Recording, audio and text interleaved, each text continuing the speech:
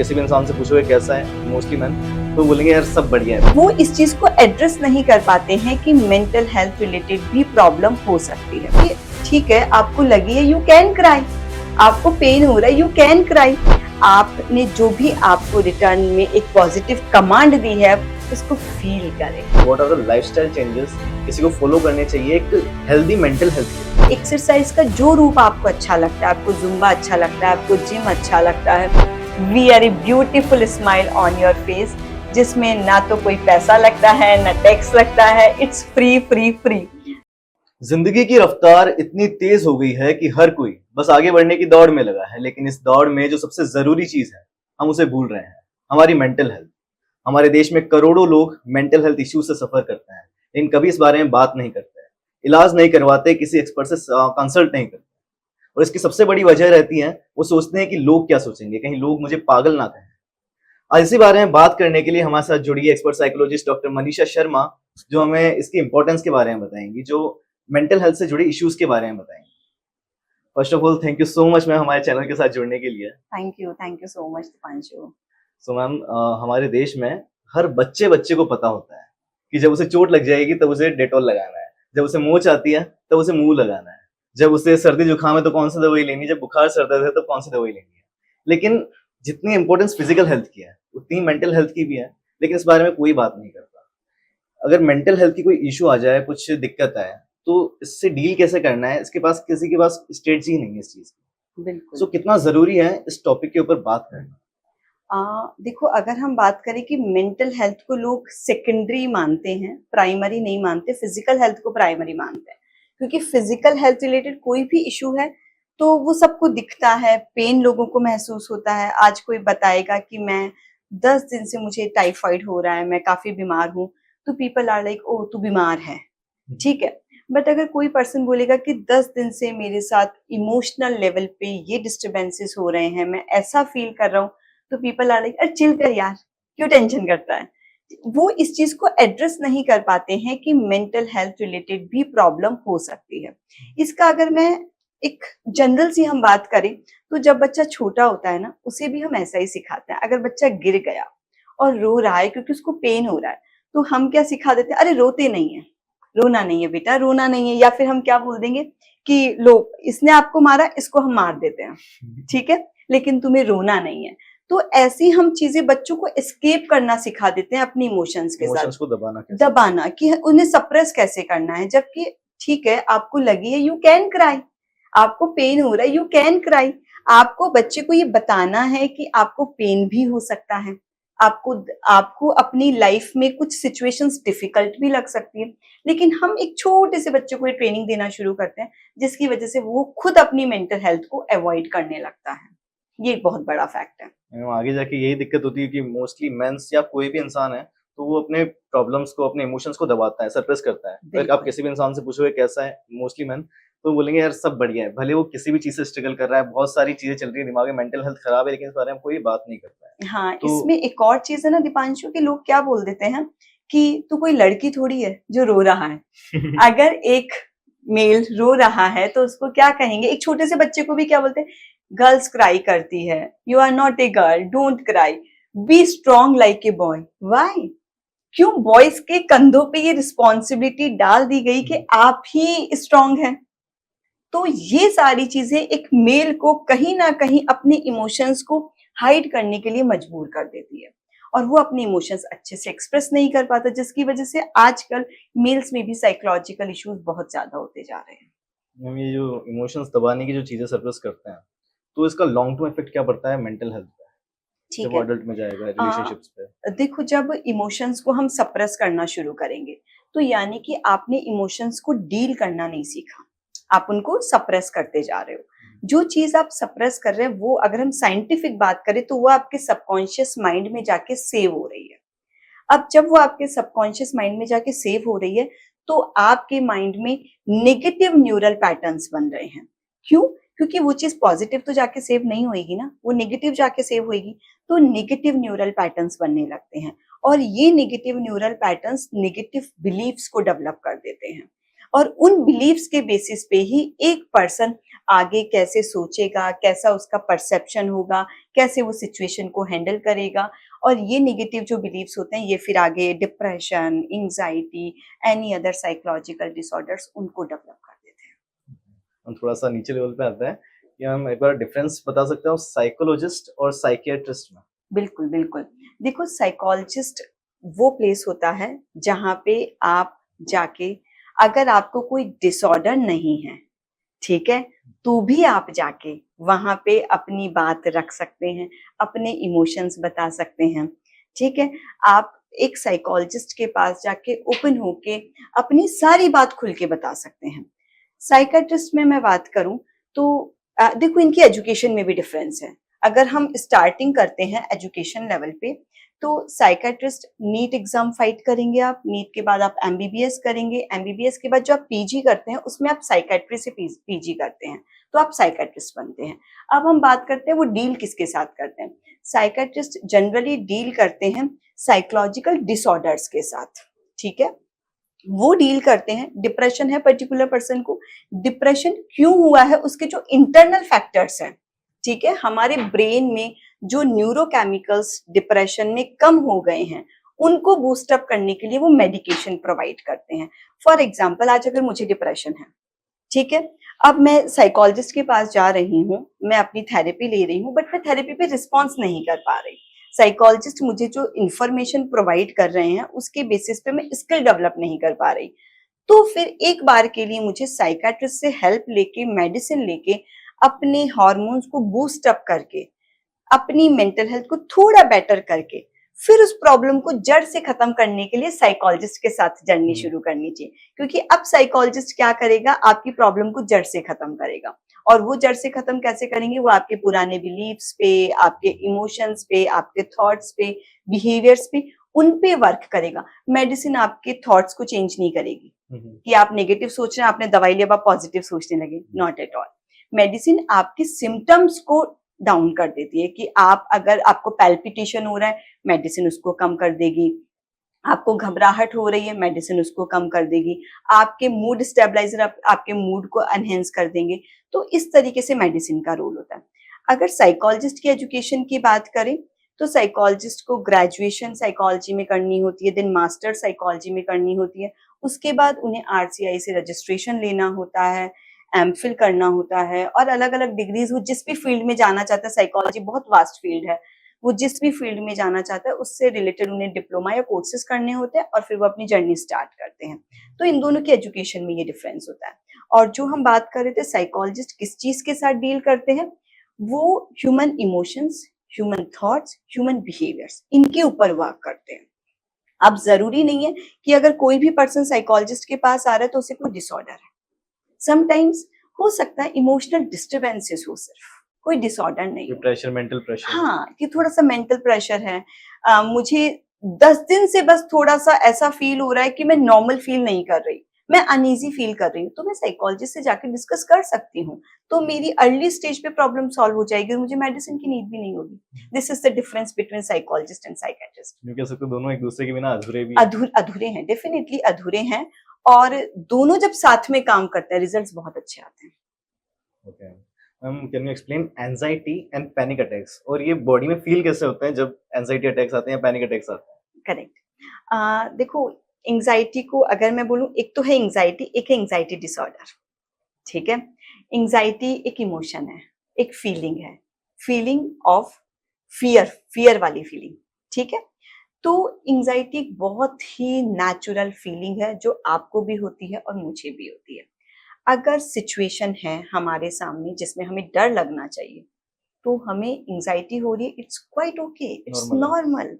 लोग क्या करते हैं, लोगों ने आजकल थोड़ी बहुत एंजाइटी को ये समझ लिया कि वो एंजाइटी डिसऑर्डर है। आप सोचिए, हम डेंस जंगल में हैं, बहुत डार्कनेस है, सामने शेर खड़ा है, एंजाइटी होगी ना, क्योंकि सिचुएशन वही है।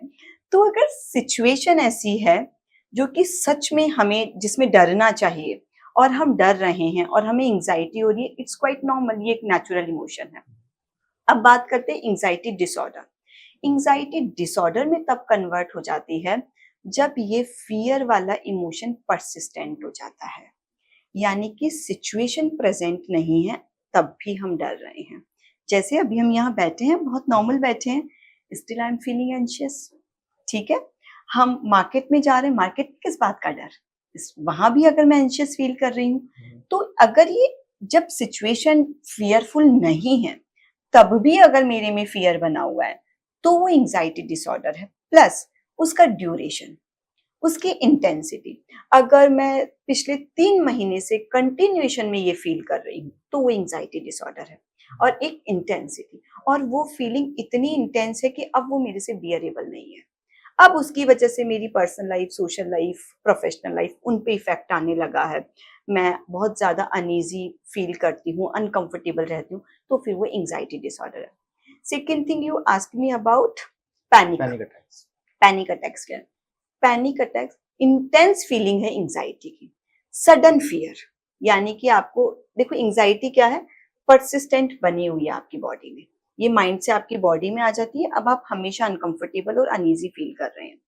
पैनिक अटैक है sudden intense feeling of fear, जिसमें psychological symptoms plus physical symptoms दोनों बहुत इंटेंसिटी के साथ आते हैं। साइकोलॉजिकल सिम्टम्स की बात करें तो नेगेटिव थॉट्स बहुत लूप में चलने लगते हैं, लाइक सब मिसहैपनिंग, कुछ मिसहैपनिंग हो जाएगी, मुझे हार्ट अटैक आ जाएगा, ऐसी कोई भी नेगेटिव थॉट कंटिन्यूएशन में चलने लगती है। प्लस आप रियलिटी से टच खत्म कर देते हैं, आपका खुद से कनेक्शन और रियलिटी से कनेक्शन खत्म हो जाता है। हम ये देख ही नहीं पाते हैं कि रियलिटी में कोई डर वाली बात नहीं है, तो वो चीज हम नहीं देख पाते। तो हमें पैनिक अटैक में ये साइकोलॉजिकल सिम्टम्स होते हैं। और अगर मैं फिजिकल सिम्टम्स की बात करूं, अब बॉडी भी तो रिस्पॉन्स करेगी ना। अगर आपका फियर वाला पार्ट एक्टिव है, आपका एएनएस एक्टिव हो गया है, तो वहां पे क्या होता है, बॉडी उस पे रिस्पॉन्स करने लगती है। और बॉडी कैसे रिस्पॉन्स करेगी? घबराहट होने लगेगी, हार्ट बीट तेज हो जाएगी, चेस्ट में पेन फील होने लगेगा, आपको स्वेटिंग बहुत ज्यादा होने लग जाएगी, मे बी आपको शिवरिंग हो रही है, हैंडशेक कर रहे हैं। तो वो फिजिकल सिम्टम्स इतने इंटेंस होते हैं कि एक पर्सन को ये फील होने लगता है कि मुझे कोई मेजर प्रॉब्लम हो गई एंड आई विल डाई। उसको ये फियर भी डेवलप हो जाता है कि इसमें मैं नहीं बचूंगा। बहुत बार पैनिक अटैक्स में लोग इमरजेंसी में एडमिट हो जाते हैं। जब फाइंड आउट करते हैं, वाइटल्स चेक करते हैं, सब नॉर्मल आते हैं। क्यों? क्योंकि वो रियल सिम्टम्स नहीं हैं, सिम्टम्स डेवलप हुए हैं ड्यू टू द फियर जो अंदर इंटेंस है। तो ये होता है anxiety disorder and panic disorder. Okay, मतलब इंसान हार्ट अटैक का इलाज करवा रहा है क्योंकि उसे लग रहा है कि मेरे को ये सिम्टम्स उसके हैं, लेकिन असल में माइंड की चीज है। बिल्कुल, इसमें ना हेल्थ एंजाइटी हो जाती है। बहुत कॉमन है कि हेल्थ एंजाइटी में लोगों को लगने लगता है मुझे हार्ट अटैक आ जाएगा।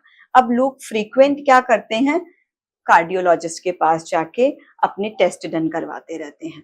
वो मल्टीपल टाइम ये करवाते हैं, मल्टीपल टाइम डॉक्टर के पास जाएंगे, चेक करवाएंगे, और फिर फाइंड आउट क्या करते हैं, वो फिर उन्हें डॉक्टर बोलता है कि आप साइकोलॉजिस्ट के पास जाओ, आपको एंजाइटी है, आपको कोई कार्डियक प्रॉब्लम नहीं है। Then they come to us, और हम जब उन्हें समझाते हैं कि देखो आपकी रिपोर्ट्स बिल्कुल नॉर्मल है, पर अब वो चीज उनके माइंड से उनकी बॉडी में आ जाती है। फिर बॉडी से वो एंजाइटी को निकालने का प्रोसेस वो हम साइकोलॉजिस्ट उन्हें सिखाते हैं। हम किसी भी इंसान की बेयर मिनिमम सिचुएशन या स्टेज क्या होनी चाहिए जहां उसे सोचना चाहिए कि अब थोड़ा इनफ हो गया है और मुझे किसी साइकियाट्रिस्ट या साइकोलॉजिस्ट से डिस्कस करना चाहिए, कंसल्ट करना चाहिए? हाँ, मैं बताती हूँ आपको दीपांशु। इसके लिए क्या होता है, जनरली हम लोग अवॉइड करते रहते हैं। बिल्कुल सही बात है, हम लोग अपनी मेंटल हेल्थ पे ज्यादा ध्यान नहीं देते हैं।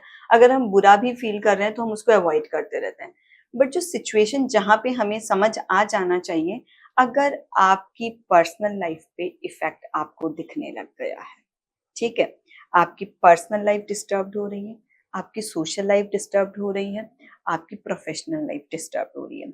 अगर मैं पर्सनल लाइफ की बात करूं तो अब आपकी स्लीप पुअर हो गई, आपकी एपेटाइट पुअर हो गई, ठीक है। इसके बाद हम आते हैं, आप अपने लिए कुछ नहीं कर रहे। आप मान लो कि पहले आप वॉकिंग पे जाते थे, आपने वॉकिंग जाना छोड़ दिया, आप जिम जाते थे, आपने जिम जाना छोड़ दिया। तो ऐसे जितनी भी आपकी पर्सनल लाइफ की चीजें होती हैं उनको आप करना अवॉइड करने लगते हैं। इच्छा खत्म हो जाती है, हमारा इंटरेस्ट ही नहीं होता है। आप ये बोलेंगे कि मुझे ना टीवी पे ये शो देखना बहुत अच्छा लगता था, मैं शाम को आके देखता था, अब मुझे उसका भी मन नहीं करता, ठीक है। सेकेंड नंबर पे बात करें सोशल लाइफ, आपको सोशल गैदरिंग्स में जाने का मन नहीं होगा। जिन फ्रेंड्स के पास जाके यू यूज्ड टू एंजॉय, अब आप उनको अवॉइड करेंगे कि यार फ्रेंड का फोन है, यार मैंने मना कर दिया, ठीक है, क्योंकि आप वो सोशल गैदरिंग में जाना अब आपके लिए कोई डोपामिन रिलीज नहीं कर रहा, आपका हैप्पी हार्मोन रिलीज नहीं कर रहा, बल्कि वो आप में स्ट्रेस क्रिएट कर रहा है। ठीक है, तो आपकी सोशल लाइफ पे इम्पैक्ट दिखने लगता है, आपकी प्रोफेशनल लाइफ, आपकी प्रोडक्टिविटी डाउन हो जाती है। आप खुद नोटिस करने जब लग जाएं कि यार मैं इतना काम करता था, ठीक है, और मैं डेडलाइन से पहले काम पूरा कर देता था, और अब मैं प्रोकास्टिनेट करता रहता हूँ, कल कर लूंगा, 2 दिन बाद कर लूंगा, हो जाएगा। तो ये जब चीजें आपको दिखने लगे ना, यू शुड अंडरस्टैंड कि there is some problem with me, मुझे इसको फॉर ग्रांटेड नहीं लेना है। अब हो सकता है आपको कोई बीमारी नहीं हो, बट इमोशनल डिस्टर्बेंस है, तो you should meet a psychologist और साइकाट्रिस्ट। ऑब्वियसली पहले आप साइकोलॉजिस्ट से मिलिए। अगर साइकोलॉजिस्ट को लगता है कि चीजें बहुत ज्यादा प्रॉब्लमैटिक है, तो वो खुद आपको सजेस्ट कर देंगे एक साइकाट्रिस्ट से मिलने के लिए। ओके। और मैम इस बारे में बात करना बहुत ज़रूरी है कि सोशल मीडिया जब से आया है, लोगों के सोचने समझने का बहुत कुछ चेंज हो गया है। और जैसे जैसे सोशल मीडिया आगे बढ़ रहा है, जो हमारे टीनेजर्स है, जो बच्चे हैं, ये सोशल मीडिया के साथ ही बड़े हो रहे हैं आज के बिल्कुल तो। बिल्कुल और बिल्कुल। इसके साथ ही एंजाइटी, डिप्रेशन, लोनलीनेस, सुसाइड्स के केसेस ये भी बढ़ते जा रहे हैं, स्पेशली आफ्टर कोविड। तो आपको क्या लगता है इसमें कुछ कॉमन है इन दोनों चीज़ों में? देखो, अगर हम सोशल मीडिया की बात करें तो मैं इसको बहुत शॉर्ट में एक स्मॉल वे में समझाना चाहूंगी कि पहले हम कहते थे ना, जैसा खाएंगे वैसा आपके शरीर को लगता है, जो आप खाते हैं वो आपके शरीर को लगता है, और जो आप देखते हैं, जो कंज्यूम करते आप हैं। कंज्यूम कर रहे हैं ना, आप देख रहे हैं, आप सुन रहे हैं, वो आपके मन को लग रहा है। ठीक है, तो अगर आप जंक खा रहे हैं, आप अनहेल्दी डाइट खा रहे हैं, तो आप क्या कर रहे हैं, अपनी फिजिकल बॉडी को खराब कर रहे हैं, बल्कि मेंटली भी आप वीक हो रहे हैं कहीं ना कहीं। और हम सोशल मीडिया पे जो कंज्यूम कर रहे हैं आजकल, माइंडफुल वॉचिंग नहीं करते, हम कुछ भी देख रहे बिंज हैं। वॉचिंग है। हाँ, बिंज वॉचिंग हो रही है, रील्स पे रील्स स्क्रॉल हो रही है, और आपको पता भी नहीं उन रील्स में आप देख क्या रहे हो और वो आपके काम कहाँ आएंगी। ठीक है, तो ये चीजें जो आप कंज्यूम कर रहे हैं कंसिस्टेंसी के साथ, वो कहीं ना कहीं आपकी मेंटल हेल्थ को इफेक्ट कर ही रहा है, क्योंकि जो भी आप देख रहे हैं वो गार्बेज है। आप अगर अपने घर में गार्बेज भरेंगे, क्या होगा? घर बदबू स्मेल, आएगी, हाँ, गंदगी होगी और अनहाइजीनिक होगा। अनहाइजेनिक हो जाएगा आपके घर के लिए, आपका घर स्टिंग करेगा, आपका घर गंदा लगेगा, कोई आएगा तो उसे अच्छा फील नहीं होगा। सेम थिंग, आप जो अपने माइंड में, आप सोशल मीडिया के थ्रू अपने माइंड में जो भी डालते जा रहे हैं, वो फिर बहुत ही अनहेल्दी होगा आपके लिए। दूसरों को वो नेगेटिव वाइब्स आएगी आपसे मिलके, और आपकी मेंटल हेल्थ बहुत ज्यादा खराब हो जाएगी। तो सोशल मीडिया का ये इफेक्ट हो रहा है हमारे ऊपर। And your second question was? जो इन दोनों चीज़ों में कोई कॉमन है, जो सुसाइड रेट्स बढ़ रहे हैं और जो एंग्जायटी, हाँ, डिप्रेशन के केसेस बढ़ते जा रहे बिल्कुल, बिल्कुल, आफ्टर कोविड।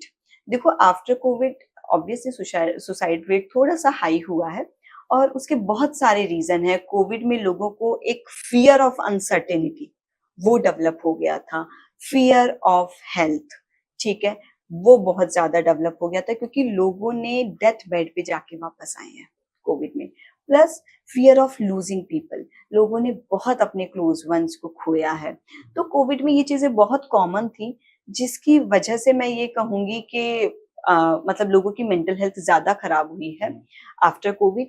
अब अगर हम बात करें सुसाइड रेट, तो सुसाइड रेट भी इसीलिए बढ़ गए क्योंकि लोगों में जितने ज़्यादा आपके इमोशनल डिस्टर्बेंसेस होंगे, आपकी मेंटल हेल्थ खराब होगी, तो उसका पीक क्या है? सुसाइड। हुँ। इस वजह से सुसाइड रेट हाई हो रहा है। लेकिन उसमें यूँ ही बच्चों के यूँ फ़र्क पड़ता है अटेंशन स्पैन, ये काफ़ी हुँ, कम हो जाता है क्योंकि शॉर्ट कंटेंट बहुत ज़्यादा कंज़्यूम करता है। तो वो बिल्कुल, कहीं लॉन्ग टर्म में चीज़ों पे फ़ोकस नहीं कर पाता है। अगर उसको 2 घंटे कहीं बैठना है तो वो फ़ोकस ही नहीं कर पा रहा है। उसका 20 बिल्कुल। से 30 सेकंड या 1 मिनट, 2 मिनट में उसका दिमाग खराब हो जाएगा और वो कुछ और चीज़ करने लगेगा। सो इसका हुँ। क्या और आगे जाके ये कैसे दिक्कत कर सकता है? बिल्कुल, देखो, बच्चों की अगर हम बात करें ना, तो आजकल ये बहुत ज़्यादा सामने आ रहा है कि मोबाइल की वजह से बच्चों के डेवलपमेंट पे बहुत ज़्यादा इफ़ेक्ट हो रहा है। 6 महीने का बच्चा, 8 महीने का बच्चा, मदर उसको मोबाइल दे देती है या मोबाइल पे कुछ दिखाने लग जाते हैं। मैंने बहुत बार देखा है, बच्चा लेटा हुआ है, पेरेंट्स उसको ऐसे फ़ोन पकड़ के खाना दिखा नहीं खा रहे रहा हैं। है तो फ़ोन दे हाँ, देते हैं। तो आप ये देखिए ना कि इनसे उनके कितने ब्रेन के वो एरियाज़ हैं जो डेवलप ही नहीं हो पा रहे हैं। बच्चे को अगर आप खाना नहीं खा रहा है और उसको मोबाइल दिखा रहे हैं, तो उसको भूख का एहसास तो हुआ ही नहीं, पेट भरने का उसको नहीं पता चला, मैं क्या खाना खा रहा हूँ उसका टेस्ट वो फ़ील नहीं कर पा रहा। तो समव्हेयर ये चीज़ एक प्रॉब्लम हो गई। ये सारी चीज़ें हमारे ब्रेन ही तो कंट्रोल कर रहा है। हमें भूख लग रही है, हमें जो टेस्ट आ रहा है, हमारा पेट भर गया है, ये कमांड हमारी बॉडी को कहाँ से आती है? ब्रेन से। और ये कमांड देने के लिए आपने उसके ब्रेन को डेवलप ही नहीं होने दिया, ये कमांड तो आपने दे दी कि जब मोबाइल सामने आया है आपको खाना खाना है, जब मोबाइल हटा दिया है आपको खाना नहीं खाना है। तो उसकी कंडीशनिंग, एपेटाइट, उसकी भूख की कंडीशनिंग हो गई मोबाइल के साथ। तो क्या होता है कि जब मोबाइल हम बच्चे को बहुत ज्यादा दिखाते हैं तो जनरली उसकी वजह से बच्चे के बहुत सारे ऐसे एरियाज है ब्रेन के जो डेवलप प्रॉपर नहीं हो पाते हैं। बहुत अगर हम बहुत अर्ली एज में दिखाते हैं ना तो बच्चे के लैंग्वेज वाला पार्ट भी डेवलप नहीं हो पाता है, जिसकी वजह से स्पीच डिले हो जाती है और उनके आउटकम फिर अच्छे तो नहीं होंगे। आप ये देखिए कि अगर डेवलपमेंटल जो स्टेज है, अगर बच्चे का 0 से लेकर के अगर हम 6 इयर्स की बात करें तो वो जो डेवलपमेंट वाला फेज है वो पूरा अगर डिस्टर्ब्ड हो रहा है तो उसके बाद क्या होगा? उसके बाद कुछ भी अच्छा नहीं होगा, क्योंकि जिस टाइम ब्रेन बन रहा है उसी टाइम हमने उसको खराब कर दिया। इसको आप इस तरीके से भी समझ सकते हैं कि जैसे मान लो कि हम एक मटका बनाते हैं, ठीक है, और जब वो मटका बन रहा है उस कच्चा टाइम होता है। अगर कच्चा है और आपने उस पर कुछ मार्क्स कर दिए तो वो परमानेंट प्रिंट हो जाएंगे ना। तो जो डेवलपिंग फेज है बच्चे का, उसमें जो भी चीजें बच्चे के माइंड में जा रही है और जो बच्चे पे नेगेटिव इफेक्ट डाल रही है, उसकी वजह से बच्चे का डेवलपमेंट बहुत ज्यादा खराब हो जाता है। और ये डेवलपमेंट केवल बच्चे का साइकोलॉजिकली नहीं, सोशल डेवलपमेंट भी पुअर हो जाता है, बच्चे में न्यूरोलॉजिकल चेंजेस भी आने लगते हैं। ये बहुत बड़ी प्रॉब्लम बच्चे है। बाहर भी जाना कम कर देते हैं, हाँ। स्पोर्ट्स जो फिजिकल एक्टिविटीज वो बिल्कुल ही कम करके ओनली मोबाइल गेम्स ये चलता है। देखो बच्चों को अट्रैक्ट करने लगता है वो, क्योंकि आप ये देखिए mobile screen, blue light, attractive colours, movable pictures, तो वो कितना अट्रैक्टिव है उस बिल्कुल यंग ब्रेन के लिए, तो उसको वो अट्रैक्ट कर रहा है। अब मैंने बहुत बार देखा बच्चे जब पार्क में जाते हैं तो जाके बोलते हैं बोर हो रहा हूँ। यार आप पार्क में कैसे बोर हो सकते हो? यहाँ पे बहुत सारे स्विंग्स है, स्लाइड्स है, यू कैन रन। बल्कि अगर मैं हम जब बहुत ही ज्यादा हम जब बच्चे थे, मैं तब की बात करूं तो पार्क में जाना बड़ा ही अच्छा लगता था, क्योंकि डोपामिन होता रिलीज होता था, एक्साइटिंग होता था। लेकिन उन बच्चों को, क्योंकि उनका डोपामिन रश कब हो रहा है? जब वो मोबाइल का एक्सपोजर कर रहे हैं, तो उनकी उस सोशल इन्वायरमेंट के साथ कंडीशनिंग हुई नहीं कि पार्क में जाना भी एक्साइटिंग हो सकता है क्या। इस वजह से उन बच्चों का एक सराउंडिंग से कनेक्शन कम हो जाता है और उनकी लाइफ क्या हो जाएगी? सिर्फ वो और मोबाइल। तो ये एक प्रॉब्लम है जो काफी ज्यादा सामने आ रही है। Okay. जैसे अभी आपने बात की डोपामिन की, डोपामिन के बारे में बात करना जरूरी, क्योंकि ये मोस्टली ड्राइव करता है अपने सारे डिसीजन। बिल्कुल तो बिल्कुल। कहीं बोलते भी है कि अच्छा भी है एक लेवल तक। मैम कैन यू एक्सप्लेन कि कहाँ से, मतलब from very basic level up till कि वो नुकसानदायक है? देखो पहले तो ये समझते हैं डोपामिन क्या है। ये एक न्यूरोट्रांसमीटर है। अब न्यूरोट्रांसमीटर क्या होता है, मैं सिंपल लैंग्वेज में समझाती हूँ। हमारे नर्वस सिस्टम में न्यूरॉन्स होते हैं बहुत सारे, जो हम सब जानते हैं। न्यूरॉन्स के बीच में मैसेंजर्स होते हैं, ठीक है। तो वो एक न्यूरॉन मैसेज न्यूरोट्रांसमीटर रिलीज करता है और दूसरा न्यूरॉन उसे एक्सेप्ट करता है। तो यानी कि ऐसे मान लो कि न्यूरॉन्स की लैंग्वेज है ये, जिसमें वो बात करते हैं, ठीक है। तो न्यूरॉन जो ट्रांसफर करते हैं वो न्यूरोट्रांसमीटर्स होते हैं और उन्हीं में एक न्यूरोट्रांसमीटर है डोपामिन, ठीक है। अगर आज आपने कुछ अच्छा किया एंड मैंने आपको रिवॉर्ड किया, मैंने आपको अप्रिशिएट किया, that well done, you did very nice, you did very well, तो उस टाइम आपका न्यूरॉन कौन सा हार्मोन रिलीज करेगा? पॉजिटिव हार्मोन, कि आपको अच्छा लगा, ठीक है।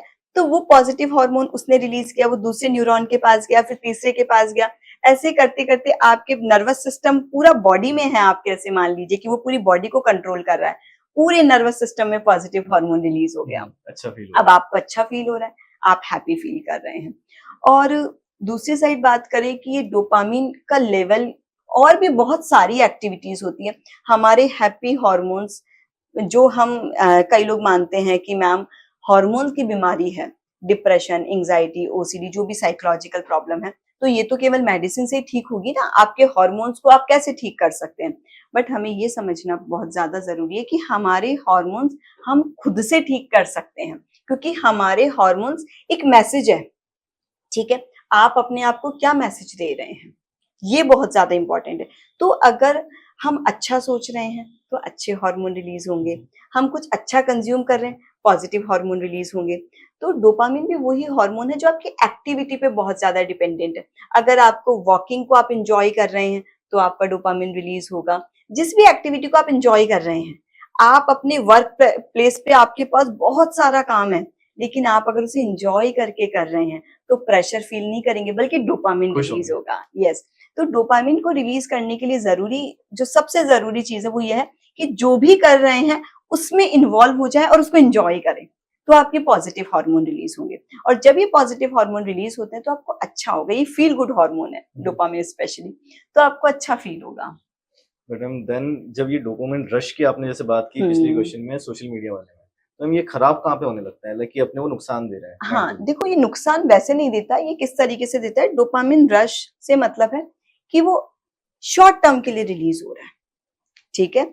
जैसे आप ये मानिए कि बच्चे जब मोबाइल देखते हैं, रील्स देखते हैं, तो वो छोटे छोटे क्लिप्स है सेकंड्स के, ठीक है, उनमें वो डोपामिन शॉर्ट टर्म के लिए रिलीज हुआ, बट उसका प्रोडक्शन कम हो गया, ठीक है। ओवरऑल आपके नर्वस सिस्टम में डोपामिन का लेवल तो कम हो रहा है, बट वो जो आपको थोड़ा थोड़ा जो मिल रहा है ना ऐसे बल्क में, आपको लग रहा है कि वाओ ये तो मुझे खुशी दे रहा है, बट वो टेम्परेरी होता है। तो ये डोपामिन रश जो है ना, ये एक ऐसी सिचुएशन है जो कि सही नहीं है।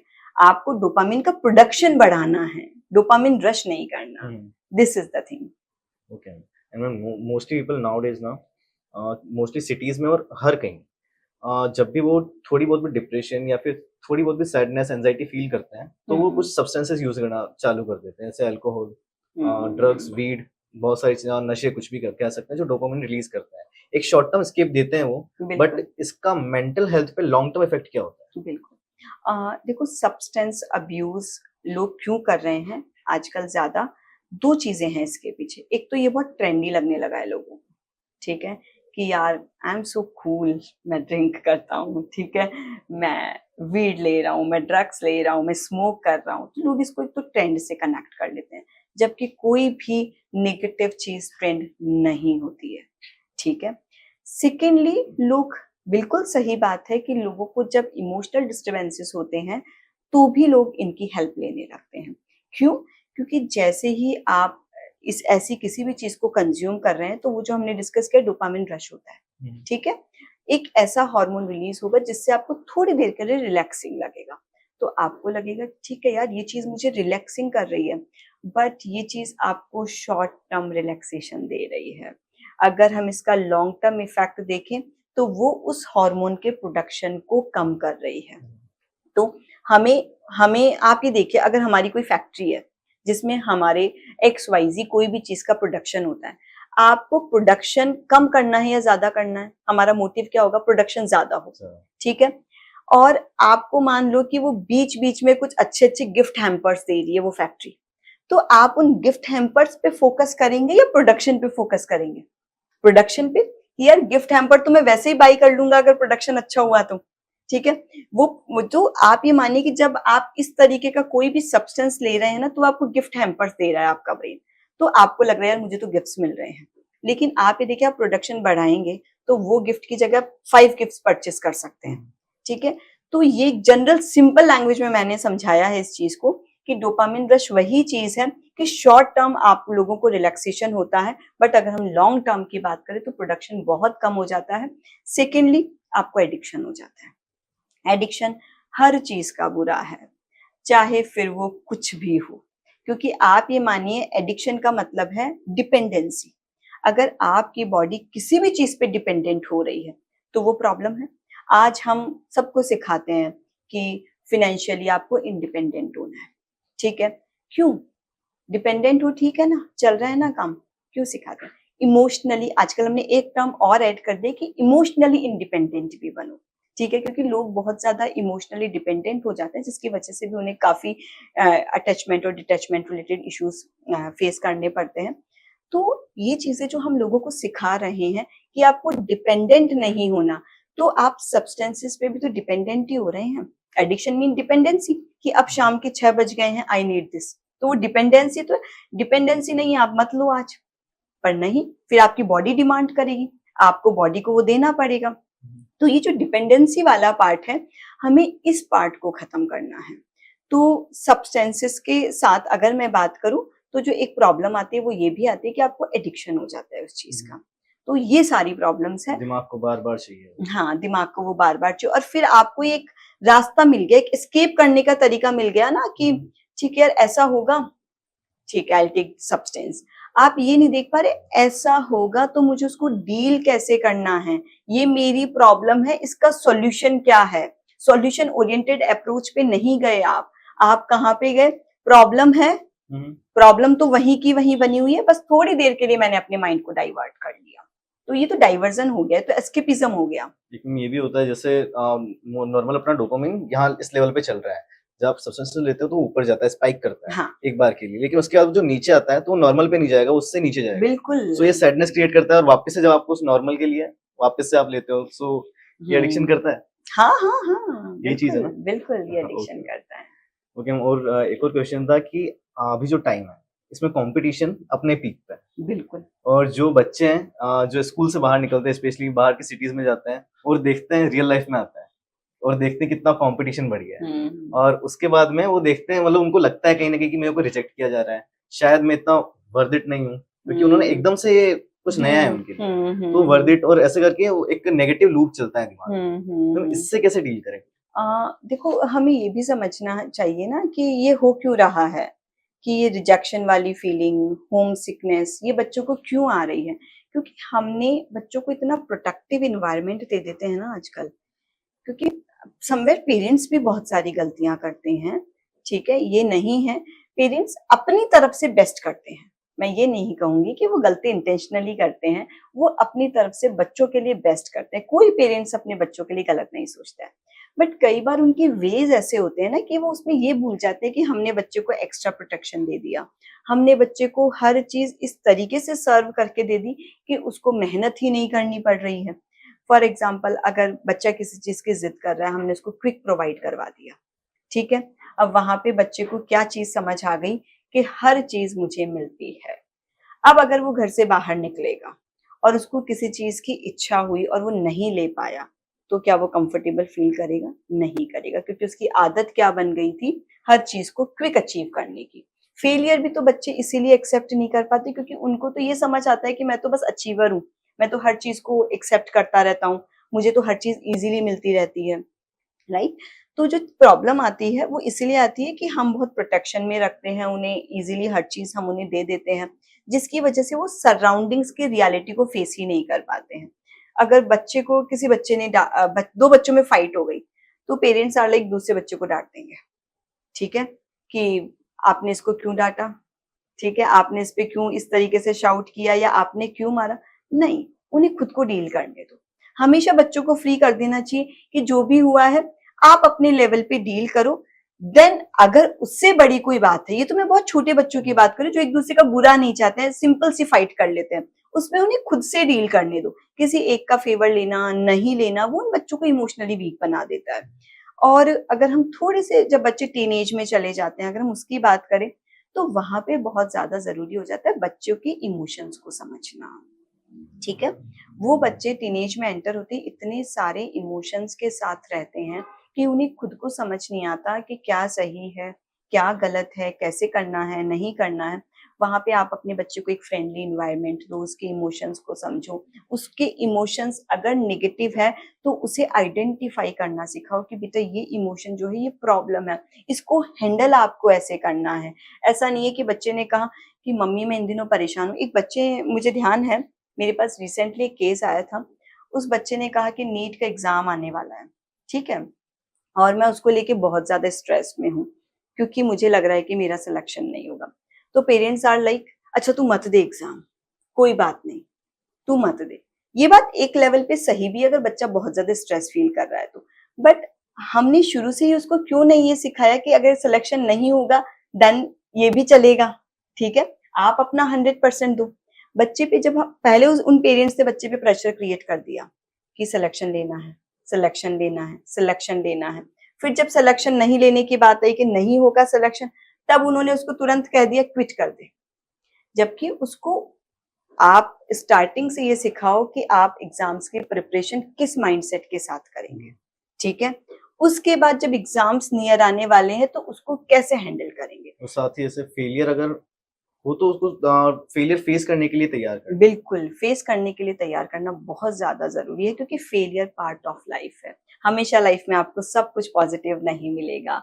पॉज़िटिविटी भी लाइफ का पार्ट है, नेगेटिविटी भी लाइफ का पार्ट है। जैसे दिन और रात होते हैं ना, दोनों एक हमारी लाइफ का पार्ट है, वैसे ही पॉज़िटिविटी और नेगेटिविटी दोनों लाइफ का पार्ट है। फेस दोनों करना पड़ेगा आपको, बच्चे को बचपन से ही तैयार करना होगा इसके लिए, छोटी-छोटी चीज़ें चेंजेस करके, जो बिल्कुल। आप पेरेंटिंग में चेंजेस करते हो, उसकी वजह से। तो आपने इतने सारे पेशेंट्स देखे हैं मेंटल हेल्थ से रिलेटेड, इतने सारे केसेस देखे हैं, इसके अंदर जो नेगेटिव सेल्फ टॉक होती है, उसका क्या इम्पैक्ट रहता है? देखो नेगेटिव सेल्फ टॉक्स आपके न्यूरल पैटर्न्स बनाती है, ठीक है?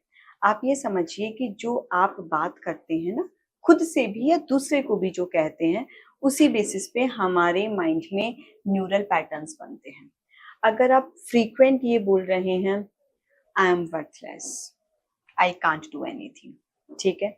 आपका बॉडी, आपका ब्रेन, आपका माइंड सब कुछ ये सुनता है। उसके लिए ये कमांड है। उसको नहीं पता कि आप किस सेंस में बात कर रहे हैं। उसके लिए बस ये कमांड है। एक न्यूट्रल कमांड जाती है आपके माइंड के पास। वो उस कमांड को एज़ इट इज़ फॉलो करने लगता है। आपके माइंड में एक पैटर्न बन गया, मैं बेकार हूँ, आई कांट डू एनीथिंग, ठीक है? जब ये इस तरीके के पैटर्न्स बनने लगे, इस तरीके के हमारे न्यूरल पैटर्न्स हमारे माइंड में अगर रिपीटेडली बनने लगते हैं, तो फिर वो बिलीफ बन जाते हैं, ठीक है? अब आप चीज़ों को उसी नज़र से देखने लगेंगे। अब जैसे आप इसको एक एग्ज़ाम्पल के थ्रू समझ सकते हैं कि अब मेरे माइंड में ये बन गया है कि मैं कुछ नहीं कर सकती। अब मैं अगर 4 लोगों के बीच बैठी हूँ और मज़ाक में भी उन्होंने मुझे कह दिया, "अरे यार, तू तो रहने ही दे, है ना? तेरे ओपिनियन तेरे पास ही रख।" तो मुझे लगेगा देखो ये लोग भी मेरी वैल्यू नहीं करते, लिटरली आई एम वर्थलेस। जबकि वो एक फ्रेंडली इन्वायरमेंट था, फ्रेंड्स में हम ऐसे ही मजाक में एक दूसरे को बोल रहे थे, बट अब मैं चीजों को उसी तरीके से परसीव करूंगी।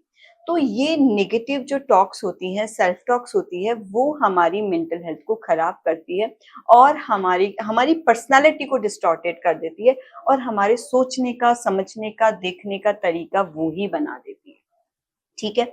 इसके लिए मैं एक क्विक टेक्निक भी बताना चाहूंगी कि अगर किसी को नेगेटिव सेल्फ टॉक्स हो तो उन्हें क्या करना चाहिए। उन्हें रिफ्रेमिंग ऑफ थॉट्स करना चाहिए। रिफ्रेमिंग ऑफ थॉट्स बेसिकली एक बहुत अच्छी टेक्निक होती है जिसमें आपको 6 पॉइंट्स को फॉलो करना होता है। जैसे ही आपके माइंड में कोई भी नेगेटिव थॉट आता है, आप उस सेंटेंस में से, आपके उस थॉट वाले सेंटेंस में से नेगेटिव वर्ड को रिमूव कर दें। I am a bad person, bad को रिमूव कर दें, ठीक है? सेकंड, आप उसमें एक पॉजिटिव वर्ड ऐड कर दें। I am a bad person में से हमने बैड को रिमूव किया, गुड ऐड कर दिया, ठीक है? और कोशिश ये करें कि जो पॉजिटिव वर्ड आपने ऐड किया है ना, वो बहुत अच्छा वर्ड है, like amazing, wonderful. Use these words for self, right? Third number पे अगर मैं बात करूं, कंसिस्टेंसी के साथ, जब भी आपका माइंड आपको नेगेटिव बोलता है, आप उसको हर बार पॉजिटिव में कन्वर्ट करें। फोर्थ नंबर पे अगर मैं बात करूं कि आपके माइंड में जो भी आ रहा है नेगेटिव, आपने उसको ये कंसिस्टेंसी के साथ जब कन्वर्ट किया तो वो चीज आपको प्रेजेंट टेंस में करनी है। आई विल बी फाइन, उससे बेटर है I am fine, I am all right. तो your sentence should be in the present tense, ठीक है? फिफ्थ नंबर पे मैं बात करूं तो आपको जो भी आप कन्वर्ट कर रहे हैं, एक पॉजिटिव स्टेटमेंट अब आपके पास आ गया, उसको राइट डाउन करें, क्योंकि आपका माइंड आपके रिटर्न कमांड को ज्यादा फॉलो करता है, ठीक है? सिक्स्थ नंबर पे आपने जो भी आपको रिटर्न में एक पॉजिटिव कमांड दी है, उसको फील करें। You try to feel that command. आपकी बॉडी लैंग्वेज चेंज होने लगेगी। जैसे ही आप उसको फील करेंगे, आपके एक्सप्रेशन चेंज हो आई एम जाएंगे। फीलिंग वंडरफुल, तो खुश होना है, वो ऐसा फील करना तो आप सोचिए ना कितना अच्छा फील होगा। तो जब आप उसे फील करेंगे तो आपके जो पुराने एसोसिएशंस बने हुए थे नेगेटिव सेल्फ टॉक्स के, वो डिसोशिएट होंगे और आपकी बॉडी नए एसोसिएशंस बनाने लगेगी। और ये बहुत अच्छी टेक्निक है, ट्राई दिस टेक्निक। बिल्कुल मैम, वर्ड्स का बहुत ज्यादा मैटर होता है अपने माइंड पे, जो हम बिल्कुल। बोलते हैं, जो सुनते हैं उनका। हम्म। एंड लास्ट क्वेश्चन मेरा ये रहेगा कि what are the lifestyle changes किसी को फॉलो करने चाहिए एक हेल्दी मेंटल हेल्थ के लिए? देखो लाइफस्टाइल में अगर हम बात करें, मॉर्निंग से लेकर रात तक की अगर मैं बात करती हूँ, तो वो तो हो गया आपका डेली रूटीन, ठीक है? आपकी डेली रूटीन में कुछ चीजें ऐसी होनी चाहिए जो आपको हेल्दी लाइफस्टाइल की तरफ मूव करवाती है। First, proper sleep. जितनी भी आपकी बॉडी की डिमांड है, 6 आवर्स, 7 आवर्स, 8 आवर्स, सबके बॉडी की डिमांड अलग होती है। आप ये मत सोचिए मुझे 8 घंटे सोना है या फिर 8 घंटे सोना चाहिए या 6 घंटे सोना चाहिए, नहीं, आपकी बॉडी की क्या डिमांड है आप वो देखिए और उस बेसिस पे आप प्रॉपर नींद लीजिए। आजकल लोग, जो हमारी अभी थोड़ी देर पहले बात हुई थी, सोशल मीडिया, मोबाइल, स्क्रीन, इसकी वजह से लोगों के सबसे ज्यादा इफेक्ट हो रहा है उनकी स्लीप पे, क्योंकि लोग उसमें इतना ज्यादा इन्वॉल्व हो जाते हैं कि वो मतलब सोना मिस कर देंगे बट वो मोबाइल चलाएंगे देर रात तो तक और सुबह उठते ही सबसे पहली चीज कि वो मोबाइल लेंगे। तो ये चीज नहीं होनी चाहिए। आपको प्रॉपर जितनी भी आपकी बॉडी की डिमांड है उतना आपको सोना है। सेकंड नंबर पे हेल्दी डाइट, क्योंकि आप जो कंज्यूम कर रहे हैं, जो भी आपका इनटेक है, वो आपकी बॉडी के साथ साथ आपके ब्रेन को और आपके माइंड को लगता है। तो आप हेल्दी डाइट लीजिए, अपनी फाइबर डाइट लीजिए, seeds, nuts, dry fruits plus fruits, salads और घर का अच्छा खाना। इट डज नॉट मीन कि आप जंक कभी भी मत खाइए, आप खा सकते हैं but in limited quantity also. तो आप हेल्दी डाइट लीजिए। थर्ड नंबर पे मैं बात करूं फिजिकल एक्टिविटी, ठीक है, आपके डेली रूटीन में फिजिकल एक्टिविटी प्लस एक्सरसाइज दोनों इंक्लूडेड होनी चाहिए। अब एक्सरसाइज का जो रूप आपको अच्छा लगता है, आपको जुम्बा अच्छा लगता है, आपको जिम अच्छा लगता है, आपको रनिंग या सिंपल एक्सरसाइजेस करना अच्छा लगता है, यू डू, ठीक है, physical activity endorphin and serotonin जो होते हैं वो बिल्कुल वो रिलीज होते हैं। तो ये एक्सरसाइजेस आप करिए। फोर्थ नंबर पे मैं बात करती हूँ कि आपको हमेशा सोशलाइज करना चाहिए, क्योंकि सोशलाइजेशन वो पार्ट है जो आप में पॉजिटिव हार्मोन्स को रिलीज करता है। तो आप सोशलाइजेशन को अपनी लाइफस्टाइल का पार्ट बनाइए। इसके बाद अगर हम बात करें तो आपकी लाइफस्टाइल में मेडिटेशन, ब्रीदिंग एक्सरसाइजेस, क्योंकि रिलैक्सिंग हार्मोन एंडोर्फिन बहुत ज्यादा रिलीज होता है जब आप ब्रीदिंग रिलेटेड एक्सरसाइजेस करते हैं। तो आपको किसी भी फॉर्म में करिए, चाहे ब्रीदिंग एक्सरसाइजेस आप रिलैक्सेशन एक्सरसाइज के फॉर्म में करिए, मेडिटेशन के फॉर्म में करिए, किसी भी फॉर्म में करिए, योगा के फॉर्म में करिए, Bhramari, Anulom Vilom, these are the breathing exercises. तो ये सब आप करिए, कूल डाउन करती है शाम में। हाँ, ये आपको, आप खुद फील करेंगे कि आप फिजिकली भी बहुत लाइट फील कर रहे हैं और आप मेंटली भी बहुत लाइट फील कर रहे हैं। ये आप में कामनेस को क्रिएट करती है। तो आप ये चीजें अपनी लाइफस्टाइल में ऐड करिए। प्लस लाफिंग थेरेपी, ठीक है, जो हम अपने आप भी कर सकते हैं। कुछ भी ऐसा, दोस्तों के बीच हंसना हो, फैमिली के बीच बैठ के हंसना हो, जो फैमिली दोस्तों के बीच बैठ के हंस सकते हैं, टीवी पे कुछ कंटेंट देख के हम खुल के हंसे, तो हमें ना दिन में ये होना चाहिए कि 15 to 20 मिनट्स यार हम बहुत खुल के हंसे हैं। तो ये हंसना बहुत जरूरी है हमारे लिए। और अगर मैं बात करूं कुछ इंपॉर्टेंट चीजों की, तो हॉबीज, आपकी लाइफ में कुछ हॉबीज होनी चाहिए जिनको आप एंजॉय कर रहे हैं, क्योंकि पूरे दिन तो आप काम ही कर रहे हैं ना। तो आप उन चीजों को एड ऑन करिए जिनको सच में आप करके प्लेजर फील करते हैं। तो वो प्लेजरेबल एक्टिविटीज आप अपने रूटीन में ऐड करिए। तो ये कुछ की पॉइंट्स है जिनको मैं बोलूंगी अगर सभी लोग फॉलो करते हैं तो समवेयर मतलब उनके लिए हेल्दी रहता है। So we are in the end, and ma'am कोई मैसेज है आपका जो आप व्यूअर्स को देना चाहेंगी? हाँ, व्यूअर्स को मैं बहुत ही एक शॉर्ट मैसेज देना चाहूंगी कि हम सब लोग अच्छा ड्रेसअप करते हैं, बहुत अच्छा ड्रेस पहन लेते हैं, अच्छे से मेकअप भी कर लेते हैं, लेकिन एक चीज भूल जाते हैं, वो है अपनी smile. Wear A beautiful smile on your face, जिसमें ना तो कोई पैसा लगता है ना टैक्स लगता है, इट्स फ्री फ्री फ्री। तो एक स्माइल के साथ अपनी लाइफ में आगे बढ़िए। सुबह की शुरुआत स्माइल के साथ करिए और जब रात को बेड पे सोने जाते हैं तो उसी स्माइल के साथ जाइए। ये आप लोगों के न्यूरल पैटर्न्स को चेंज करेगा, आपकी बॉडी लैंग्वेज को चेंज करेगा और आप मेंटली हेल्दी फील करेंगे। Thank you so much ma'am for your time and expertise. मैं श्योर हूँ कि ये जो पॉडकास्ट है ये काफी लोगों को हेल्प करने वाला है। जो लोग शायद थेरेपी नहीं जा पाए या फिर नहीं जाते हैं, उनको भी ये हेल्प करेगा समझने में कि शायद अब मुझे लेना चाहिए, या फिर एक मेंटल हेल्थ इशू के लिए थोड़ा अवेयर होगा। आई विल बी हैप्पी अगर ऐसा होगा, तो I am very happy about this, because मैं हमेशा चाहती हूँ कि मेंटल हेल्थ रिलेटेड अवेयरनेस लोगों में बहुत ज्यादा हो और लोग उस चीज को समझें और उसके साथ आगे बढ़ें। Thank you so much Deepanshu. हमारे साथ जुड़ी थी expert psychologist doctor Manisha Sharma, जिन्होंने हमें मेंटल हेल्थ की इंपॉर्टेंस के बारे में बताया, उसकी अवेयरनेस के बारे में बताया। मेंटल हेल्थ इशू कोई बीमारी नहीं है, ये काफी नॉर्मल चीज है जो हम सबको फेस करनी है।